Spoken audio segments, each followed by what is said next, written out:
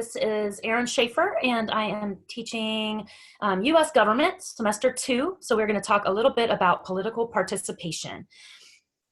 So going into a little discussion on what is participation in politics.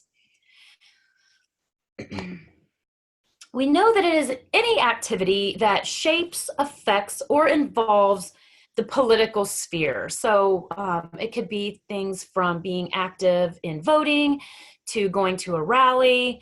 On the flip side and more negative aspect of that, it can be things all the way down to acts of terrorism or things like that. In your class this semester, you are asked to create a letter for a local representative. So that would be an example of political participation as well. So those things that you guys are doing in class, if you do decide to go ahead and send that along, I've read a number of them that I think should be sent. So, that would also be you being involved politically. It really is important. It's essential for people to be actively engaged in the government in order for our questions and our concerns to be addressed by our representatives. I know a lot of times we think that being involved in politics doesn't make a difference, or that our small voice is not going to matter. And I think that it's important to realize that we all have a voice, and having lots of voices engaged, even though one may seem small, when you put many small voices together, you get some political participation that can really make difference. So as we're talking about political participation, I do want you to think about what are some things locally that you look around in your neighborhood, even your state, that you feel like should be addressed by politicians. I know something that comes up a lot with students that are in my area. We talk about, the roads. There's a lot of problems with our roads and infrastructure. I think just like with a lot of places around the United States, there are challenges with drug problems and poverty in some parts of our city. So these are all problems that need to have a political solution. And so hopefully our voices can be heard in what some of those solutions might be. So one thing that we see, especially kind of in this most recent government situation, are political movements. So that's a group that kind of gets together to try to get a goal accomplished. It can be a local level, just here within our city, regionally. I'm in Ohio, so that could be kind of Ohio, Kentucky, Indiana, or on the national or international level, so even bigger, so the entire United States, or as we see with a lot of kind of climate change discussion and things like that, that is more of an international concern that we have to work with, not only people and government within the United States, but also on the global scale. So thinking back to some of the things that you've talked about in your government class or in other history classes, think about any political movements that you may be able to think of. I know we don't really have anybody participating today, but that's something you guys can think of as you view this video. And I do want to mention a couple that are kind of big ones that usually come up. So some examples would be back early on in our history would be the Abolitionist movement, the freedom for slaves. So that was a big one, big push. Then there was women's suffrage back in the early 1900s, where women were fighting for the right to vote. There was a big push in the labor movement, where people were working to get better conditions in their work environment. So the labor movement was one that really built up unions and gave us the 40-hour work week and things like, limits on child labor. Those kind of things were all not in place before the labor movement came in and worked towards getting those changes. The civil rights movement, one that we think about with Martin Luther King and kind of the 1960s, that whole push for more equality, racial equality. There was a big movement towards the end of the Vietnam War. People were very disenfranchised and upset about that long war that was going on and so many lives being lost. More recently, we've seen the Million Man March, Black Lives Matter, the Dakota Pipeline. That was a year or two ago, where there were indigenous people who were really fighting for their land and water rights. So these are all just examples that have been, in our history books and in the news that we could always add more to. The Me Too movement is one that is pretty current right now, talking about kind of sexual harassment and things like that. So why do political movements and political participation, why does it matter? Okay, because a lot of people don't participate in our government. Some of you probably are not yet old enough to vote. Does not mean that you cannot participate in our government. Hopefully when you do turn 18, that you will, register to vote and use that right. Those of you that are 18 or older and are not voting, I would encourage you to start. Because if you don't vote or participate, then the people who are doing that get to make all the decisions, and you don't really have much recourse in that matter. So really, try and think of it more as a responsibility to yourself, your family, your neighbors, for you to get your voice out there and to be heard. So I guess it really does come down to how you feel, is it important or not?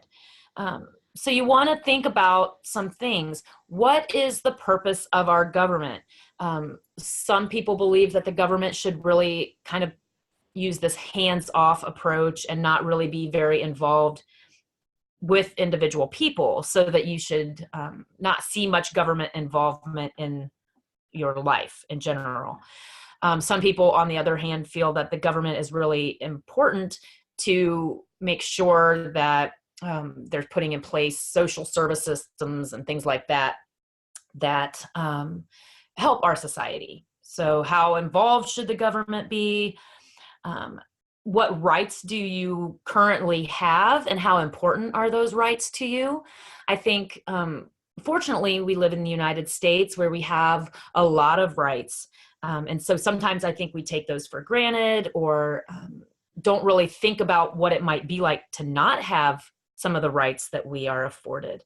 So for example, the right to free speech, a big one, in many countries around the world, that is very limited. So, most of us probably don't really realize what that would be like.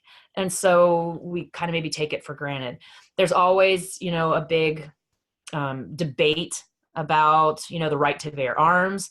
So one of those rights that, people go back and forth about. And there are just many other ones that we have here in the United States, again, that if we didn't have them, it would probably be a bigger impact. We would notice it more. And then I guess you really have to come down to thinking, how satisfied are you with our current government situation? Is the government working for you? Is the government making decisions and policy that you support? Do you feel good about the government? I think sometimes when we are feeling pretty happy with the way things are going, we get a little complacent and don't tend to maybe participate as much as when we're not as happy. So these are just some main points to think about when you are looking at your own personal participation in the government. Again, let's go over some of the ways that you can participate. So being aware of what's going on around you is really important. One of the activities that you do in government, I think it's semester 1, is to evaluate political cartoons. So you also have to do some research on current events in the news and newspaper cycles. So you can always look at magazines, there's cable news networks running 24/7 all the time. You need to, be able to also evaluate that information and see how accurate it is. How do you feel about the content? And making sure it's from a reputable source. One thing that we do see in our current day and age, where a generation ago, there still might have been some misleading information or, quote unquote fake news.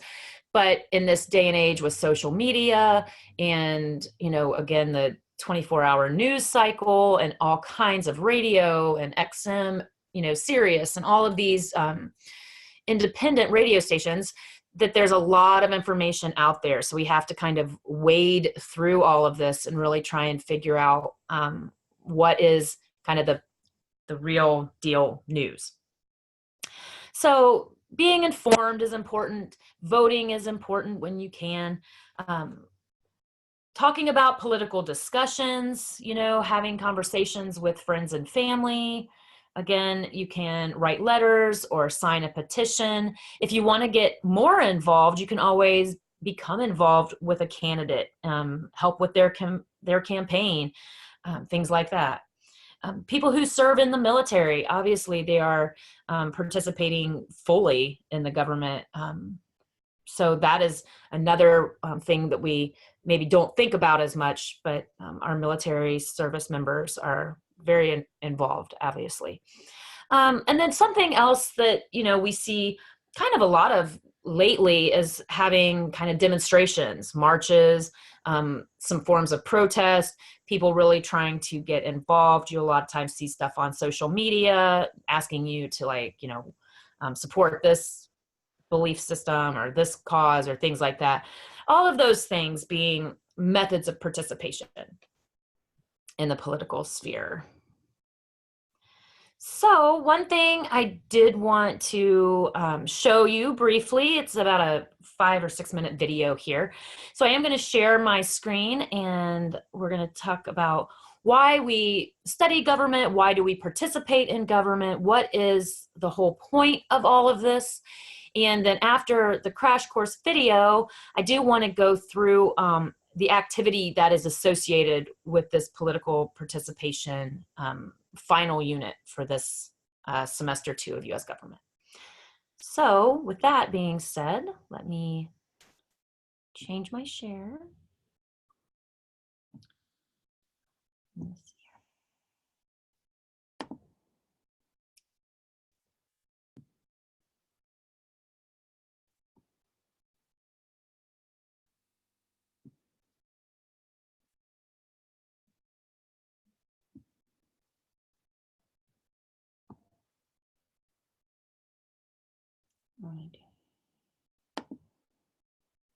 Oh, I'm sorry.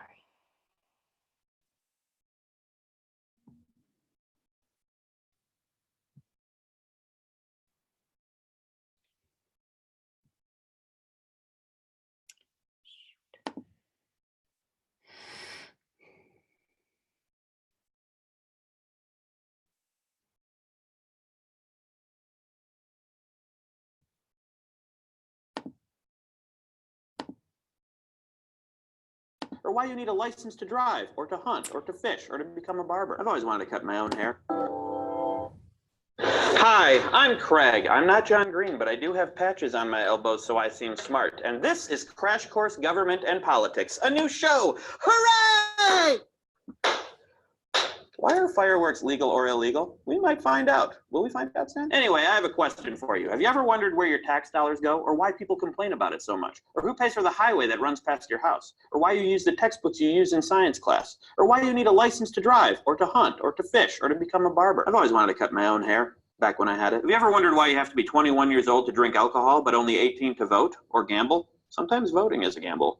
Actually, always. Do you get confused when you hear people on the news talk about Wall Street regulations, or Obamacare, or the national debt? Do you wonder why there are so few cell phone carriers and cable companies? How about why it's okay for student groups to lead prayers in schools, but not for the principal to do so? Have you ever wondered if there are any limits on when, where, and how the police can search your home, or your car, or your locker, or you, or your friend, or your grandma, or your grandma's friend. And do you know why you can stand outside of a government office with a sign and a bullhorn complaining about military action that you think is unfair and the police can't stop you, but you can be fired from your job for doing the exact same thing? Have you ever been sued or fined? Ever wonder what the difference is between being sued or being fined?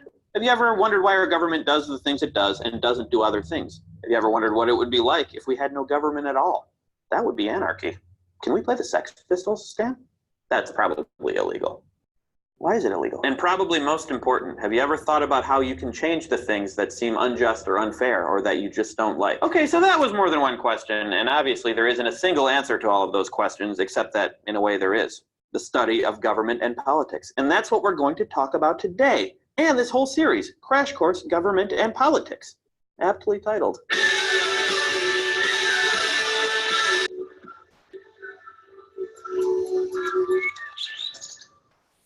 So let's start by doing what human beings do when confronted with complicated questions they can't answer. We'll answer a simpler one. In this case, what are government and politics? And why do I need to learn about them? Government is a set of rules and institutions people set up so that they can function together as a unified society.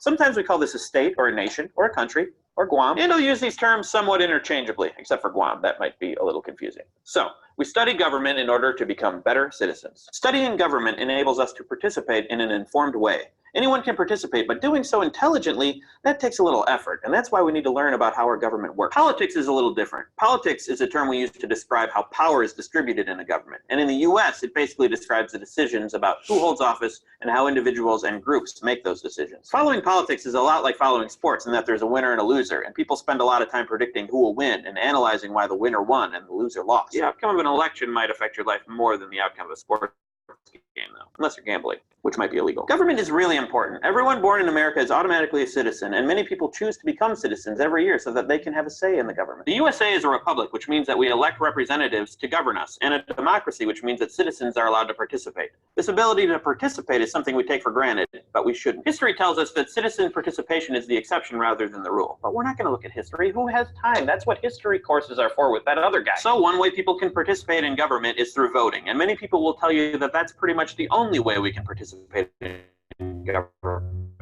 or politics, but they're wrong. And I love pointing out when people are wrong. Let's go to the thought bubble. Sure, when you mark a ballot, you are participating in the political process, but then tell them what you think about a political issue. People used to do this by writing letters or sending telegrams, but now they tend to call or send emails. Although there's nothing like a good old-fashioned angry letter. People can work for campaigns or raise money or give money. They can display yard signs or bumper stickers. They can canvass likely voters, try to convince them to vote, or even drive them to the polls on election day. You participate in politics when you answer a public opinion poll, or when you write a letter to the editor or comment on an online article. You participate in politics when you blog or tumble or make a YouTube video or tweet. I guess even YouTube comments count. First, ever been to a march or a rally or held a sign or worn a t-shirt with a slogan on it or discussed an upcoming election at the dinner table and tried to convince your parents who to vote for? You've participated in the political process. And if you've actually run for office, you've participated, even if you didn't win. And if you did win, congratulations! Now get back to work. You should already know this. But probably the most important thing you can do to participate in government and politics is both the easiest and the most challenging. Become more educated. Anyone can be a citizen, but to be a good citizen requires an understanding of how the government works and how we can participate. It requires knowledge and effort, and we have to do it because otherwise we end up being led rather than being leaders. We learn about politics because knowledge is our best defense against unscrupulous people who use our ignorance to get us to do the things that they want rather than what we think should be done. Thanks, Thought Bubble. That was my first Thought Bubble narration. Hooray! You guys are fun. This is fun. So that's where we come in. Over the course of this series, we will be looking in depth at American government and politics. We'll be talking about stuff like the structure and function of the branches of government, the division of power between the national government and the state governments, what political parties are, what they do, and how they are different from interest groups. We'll examine the role the media plays in government and politics, how the legal system and the courts work, and how they protect civil rights and civil liberties. We'll look at political ideologies, what it means to say you're a liberal or a conservative or a libertarian or a socialist or an anarchist. Okay, we probably won't talk about anarchy because that's sort of the rejection of government. Again, Sex Pistols? Can't. It's a copyright issue. I'll take care of it. Anarchy! Woo! I've been known to do that from time to time. We'll try to understand the forces that are shaping American government and politics today, and we'll work towards becoming more involved in developing our knowledge so that we make our government more responsive and our politics more inclusive. By the end of the series, and actually before the end, you will understand how our government works and how you can make it work better for you and your community. Not only will you be able to answer most of the questions I started this episode with, but you will become, if you pay attention and think for yourself, a more engaged and active citizen. And you might have a beard. if you don't shave. Next week, we'll talk about Congress, how it works and what it does when it does anything. Thanks for watching. I'll see you next week. And that's my first crash course episode. Are we out of poppers, Stan?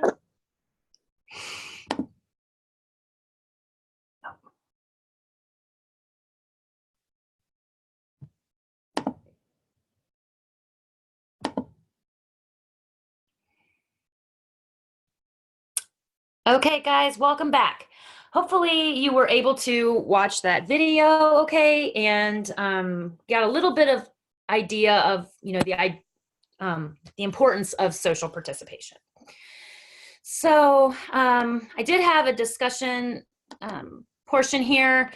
Just wanted you guys to think about some specific questions. What have you already done to participate in the political process? How did you feel about that?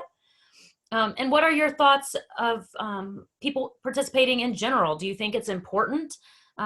If not, then why? Why or why not?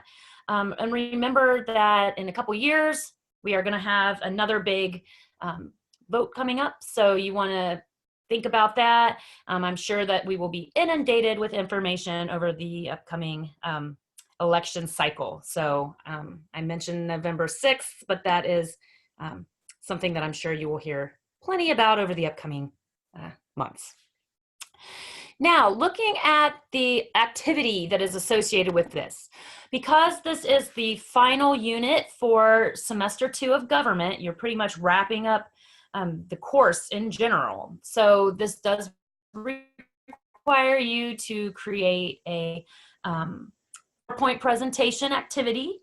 So you're want to have a 6 to 8 page presentation, okay, so you can feel comfortable with what the expectations are, okay? So you want to make sure that you have 3 visuals in your presentation. Now, want you to know that if you do not have PowerPoint on your computer, you can always download LibreOffice, and that is a free PowerPoint free PowerPoint. So you can do those. Many of you have already probably used that in your classes.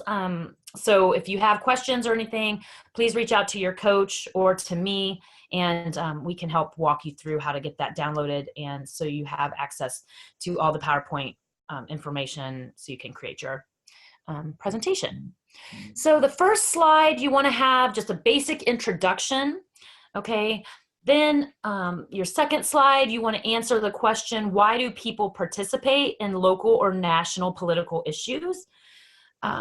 So, that can be kind of just your own opinion. So there's not really a right or wrong answer there, but you want to make sure you have a couple sentences that give some information there. Slide 3, you want to pick one political movement that has changed history.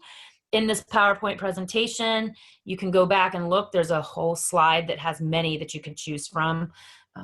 Or, you could always just Google recent political movements and a bunch of stuff will come up. So pick one that you really like, and you want to give a little bit of background on why you think it changed history. So again, add a few sentences there to explain your reasoning for choosing that political movement.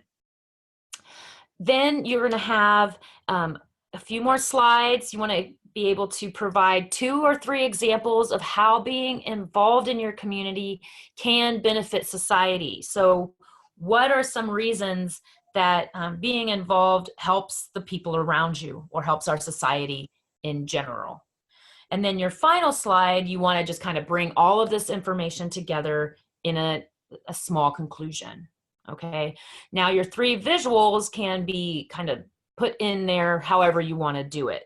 So as long as there's 3 pictures or graphs or things like that that enhance your presentation, as long as those 3 are there, they don't have to be on any specific slide. So these are the basics that you're going to want to look at.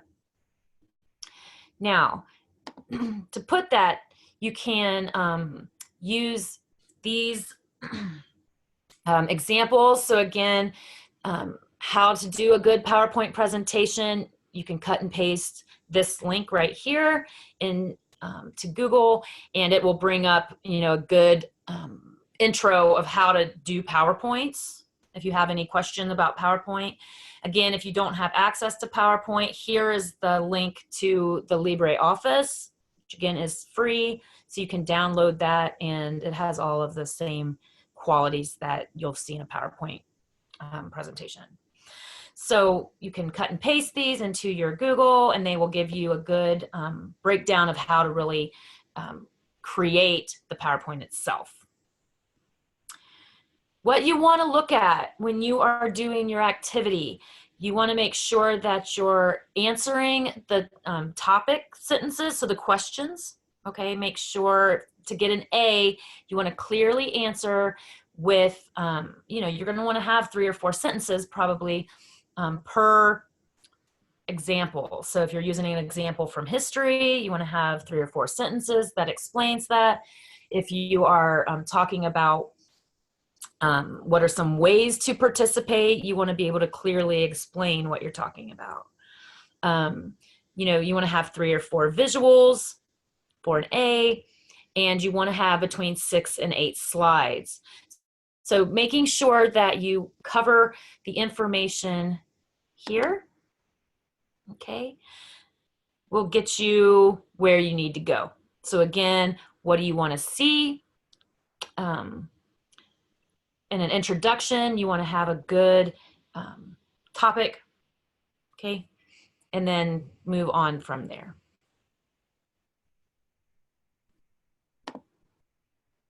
Okay, so again, this would be our area for discussion or question and answer. Please feel free to contact your coach or to me. Again, Ms. Schaefer, you can email me and I will get back with you quickly in order to help you make sure that you're feeling good about how to use PowerPoint or LibreOffice and how to get the best presentation available. So again, thank you for being here. I appreciate your time and hope to see some really great presentations here soon. Take care. Have a great one.